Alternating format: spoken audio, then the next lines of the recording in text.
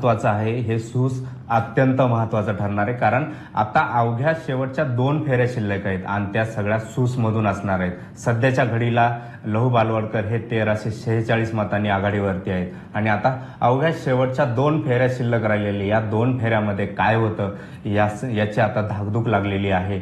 अमोल बालवडकर असतील किंवा लहू बालवडकर असतील, या 2 फेऱ्यामध्ये चित्र पुन्हा पलटू शकतं किंवा लहू बालवडकर देखील विजयी होऊ शकतात, अमोल बालवडकर देखील विजयी होऊ शकतात.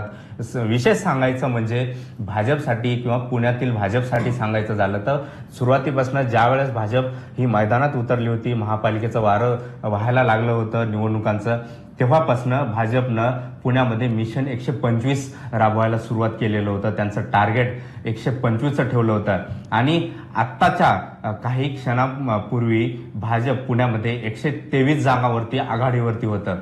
ज्यावेळेस प्रभाग क्रमांक 9 मधल्या भाजपच्या ह्या दोन्ही जागा पिछाडीवरती होत्या. मात्र आता या 2 जागांच्या माध्यमातून भाजप 125 टच करते का, हे देखील तेवढंच पाहणं महत्वाचं ठरणार आहे. जशा भाजपला 125 टच करण्यासाठी 2 जागा आणखी लागणार आहेत, यातील काही जागा आघाडीवरती आहे. आणखीनही अंतिम निर्णय दिला गेला नाही. शेवटच्या काही फेऱ्या या ठिकाणच्या शिल्लक आहे. मात्र या ठिकाणचे जे उमेदवार आहेत त्यांनी मोठं मताधिक्य घेऊन विजयाच्या दिशेने वाटचाल केलेली आहे. त्यामुळे भाजप 123च्या जवळपास पोहोचलेलं आहे आणि आता ह्या 2 सीटा ज्या आहेत प्रभाग क्रमांक 9 मधील, ह्या मात्र निर्णायक ठरणार आहे. जर ह्या भाजपच्या साईडना आल्या तर मात्र भाजप 100% 125ला टच केल्याशिवाय राहणार नाहीये.